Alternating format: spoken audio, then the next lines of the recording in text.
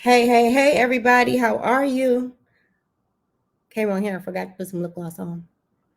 See. Good afternoon. Happy Friday, everybody. How are you? I hope everybody is doing well. Let me just check to make sure that I'm live and you guys can hear me. I think you can. Hopefully, you can. If you can hear me, drop a one in the comments. Hopefully, you can hear me. All right. But hey, everybody, how is it going? I think I am live on all platforms. I think I'm live on my personal page, in my Facebook group, and I'm also live on Instagram. This is actually the first time I've been live on Instagram. But if you are new and you don't know who I am, my name is Janae Culpepper. Oh my goodness. My name is Janae Wynn. Wow. I just recently got married 3 weeks ago, and I'm still like trying to get the hang of a new last name. Has that ever happened to anybody? If you're married and you're watching right now, like, does it take you a while to realize that you have a different last name? If so, please let me know. But my name is Janae Wynn, and I help women remove financial shame and smash their financial goals one step at a time. If you are watching live, make sure that you type live in the comments or give me a hey or a hand. Facebook doesn't show you who's watching anymore. So the only way I know if you're watching is if you say you're watching. So throw a hand up, say hey, Pastor Dan, how are you? But today I'm going to be sharing with you 3 things that my financial healing journey taught me. 3 things that my financial healing journey taught me. Let me see if I can. Okay, see. Hey, I don't know who said hey, but hey. I'm using StreamYard today to go live, and so you may have to make sure that StreamYard can accept you so I can see what your name is because I'm using StreamYard. But nevertheless, nevertheless. All right, so today I'm going to be sharing with you 3 things that my financial healing journey taught me. So welcome to all of those who just came on live. If you're watching, drop hey in the put a hand in the comments, say hey or something like that so I can know. And if you are currently like in your own financial healing journey, type a one in the comments. If you are trying to get your finances together, paying off debt, budgeting, whatever it is, drop a one in the comments and let me know. Now, I started my financial healing journey 7 years ago. When I started, I was in a really bad shape. I was sinking in debt. I was in a whole lot of debt and I had very little income coming in. But since I have paid off over $25,000 in debt, got to the point where I got my living expenses down to a low $1,500 a month. And now I went full time in my business by making smart financial strategies over time. And so it's been a great journey. I would not have traded it for anything because I look back and I was in a really bad place. Like I was depressed. I mean, I was tired. I was stressed out. And with each step that I took to get past that, I increased little by little with the help of God, of course. And so if you see me looking back and forth, it's because I'm on Facebook over here and I'm on IG over here. Facebook, what's up? IG, how we doing? So for those, hey Erica. So for those of you watching, before I kind of go into my journey, so what are some of the things that you've learned on your own financial healing journey? What are some things that you have learned on your own financial healing journey so far? I want to know. I want to know. I want to know. What are some things that you learned on your own financial healing journey? So go ahead and tell me, drop it in the comments, and I'm going to come back to them in just a little bit because I know it's a lag. But I'm about to hop in and share the 3 things that my financial journey taught me. But before we start, I have something for you guys. For those of you who are currently having issues with debt, right? And you really need breakthrough. Maybe you're tired and you're struggling to pay it off and to keep it paid off, right? I created a financial breakthrough roadmap that literally gives you the steps. So this is probably the easiest thing to follow, but it literally gives you the step to pay down your first debt, and not only just to pay it off, but to keep it off, right? So the roadmap is going to teach you that. So you can go ahead and grab it at financialbreakthroughroadmap.com. I'm going to put it on the screen, and then for those of you on Instagram, you can actually get it in my bio. So it's in the bio for you. So go ahead and grab it. It's financialbreakthroughroadmap.com. Everything that has helped me pay off $25,000 plus in debt is in this roadmap. So you're going to want to get it. All right. So let's get started. So I'm excited to share with you the 3 things that my financial journey has taught me. And again, if you just hopped on, type live in the comments, drop a hand in the comments so I can see you. But the number one thing that my financial journey has taught me, there's many, but I'm going to give you 3, is what I value the most out of life, right? There's the very first thing. It taught me what I valued the most out of life. I remember actually, this is very small, but I remember when I was like in my darkest season, right? And I was just frustrated and didn't really know what I was going to do. And I remember telling the Lord, like, hey, the one thing I need in this budget is I need to be able to get these brows done, because I just do, right? It's a non-negotiable for me. I need to be able to do this. And I'm not kidding. I exactly told him those exact words. I need to be able to get these brows done. But my financial journey taught me that I valued that little small thing. But something big that I learned was that I value being able to get up and being able to go and see my family whenever I wanted to. For those of you who are new and don't know me, I am from Los Angeles, California. And I currently live in Oklahoma City, and I've been in Oklahoma for almost 13 years.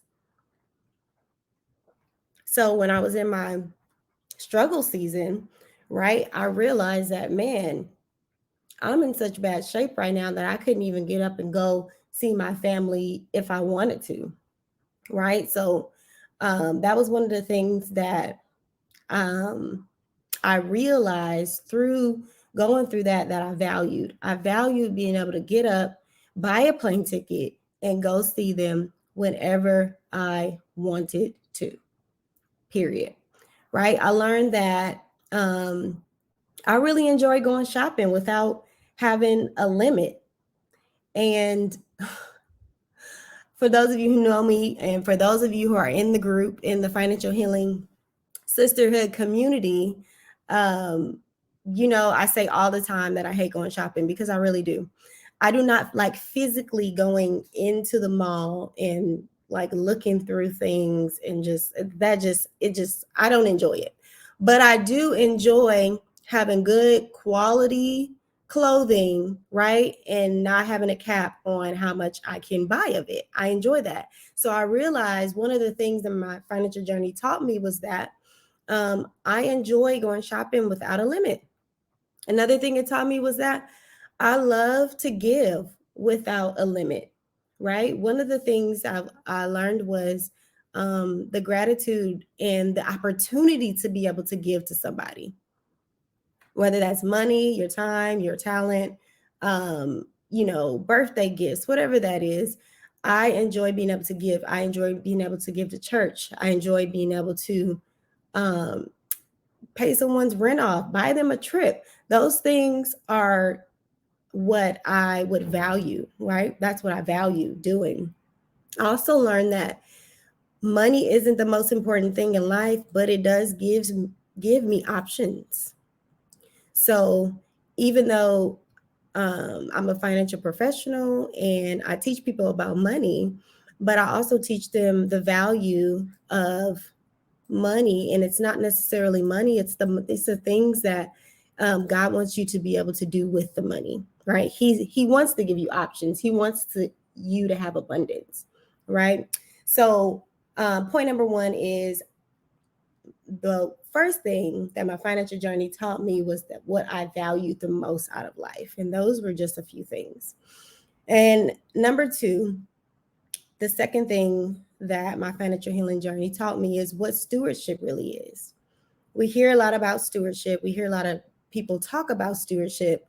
But what I learned was that I got to see what God really did for me when I put his principles to use, right? I'm talking about those small principles, like give and it shall be given unto you. Those small principles, like the ants, when they saved a little bit at a time, right? It taught me what stewardship really is, how having discipline in the small things can turn into big things, right? I remember when I had this Toyota Avalon. It was my very first car, and it was getting old and it was breaking down and it had all type of issues. Hey Phil, hey mom, I see you on here. Hey Danielle. It had all type of issues, but I remember driving that car and driving it and taking care of it like it was a Mercedes Benz, and you could not tell me that it wasn't. And that time, it just taught me what stewardship was. It taught me that being obedient to what he's telling me is more important than, anything, right? It's more important than the sacrifices. It's being obedient. I realized that even if I thought that I didn't have much, that I had a lot more in my hands to work with than maybe some others had, right? So I had to teach myself how to handle that with care. Hey, Kimmy. I had to teach myself how to handle that with care, and that honoring God with my money, my possessions, with the things that I have, was important, right? And it's huge for him. The money is minor to him, but what we do with it and how we do what we do with it is major to him. And so I learned in that season what stewardship really was. And lastly, so the first thing that my financial journey taught me was what I valued the most out of life. Secondly is I learned what stewardship actually was. And then the third thing was I learned how to think strategically. So I believe that books will teach you a lot of things, but your own experience will teach you how to be strategic. Okay. When you have $25 and this much gas in your bank account, you will learn how to be strategic with your income. And so I learned how to think strategically when it comes to my income. I learned how to use credit as leverage, right? I learned how to work smarter with my money and use it to help me free up my time so that I could spend my time doing things that I value and that could help me even get more income in the future, right? And so thinking strategically is something that a lot of people struggle with. You see this amount of money and you're automatically like, oh my gosh, what do I do? Right? So I used to have this college accounting professor, I forget his name, but he used to tell us all the time that there is more than one way to get to Walmart. And if you are, here in Oklahoma, there are tons of Walmarts, but depending on what state you're in, there may not be many. But it's true. There are several streets, there's blocks that you can turn and go to get to Walmart. And it's the same thing with an accounting problem. So he was saying this because in accounting, there's a problem that you have to solve, and there could be tons of different ways that you solve it, but none of it really matters as long as you solve the problem, right? As long as you get to the end goal. Your finances are exactly the same, right? There's more than one way to solve a problem. So thinking strategically is something that's very important to have when you are working on your finances, because your situation could be different from mine and the next person. And so thinking strategically when it comes to your specific situation is very important. So just to kind of recap the 3 points that I gave you, the 3 things that my financial healing taught me, my financial healing journey taught me, was what I value the most out of life, what stewardship really is, and how to think strategically, right? So if you guys have any questions or anything, throw it in the chat. I would be more than happy to answer for you. But for the month of October, you guys actually have an opportunity to book a personal finance strategy session. So the strategy sessions are really for those who feel stuck. You feel like you don't know what you're doing, you don't know what to do next, you feel like you're kind of all over the place, right? Or maybe you have so many things that you want to do. You want to buy a car, you want to buy a home, but there's so many different things that you're not exactly sure which one to pursue first, where to start, and how to make it happen. So I make it a very safe space for us to talk, for me to give you insight, wisdom, and I'm going to give you the strategy when it comes to the numbers to help you move forward and to get unstuck, right? Because that's not a good feeling, just being stuck. I know that feeling. And so make sure that if you're interested in booking a strategy session, that you do it today. My books will only be open by the until the end of the month, and I will be accepting clients until November 30th. But the booking closes October 30th. So if you're watching here on Insta, if you go to my bio, you can actually get the link in my bio. And if you are here on Facebook, I'm going to drop the link real quick. Hopefully y'all can see it. Sometimes it doesn't okay. I think if you're on my business page, you should be able to see the link.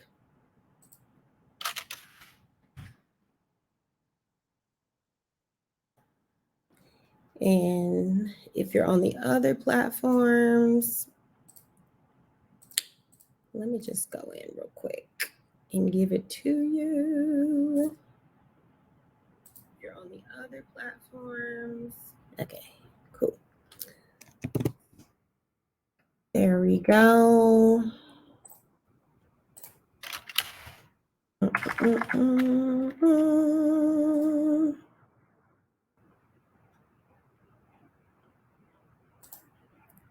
Hi, Stella. Hey, Sherry. All right, guys. So remember, like I said, you will only be able to book this strategy session by the end of the month. And I'm pretty sure that they're going to get booked up pretty quickly, just because the days are limited on what days that I want to take clients. And so thank you guys for hopping on. And again, if you're on Insta, find it in the bio. Have a blessed weekend, and I will see you all on Monday. Bye-bye.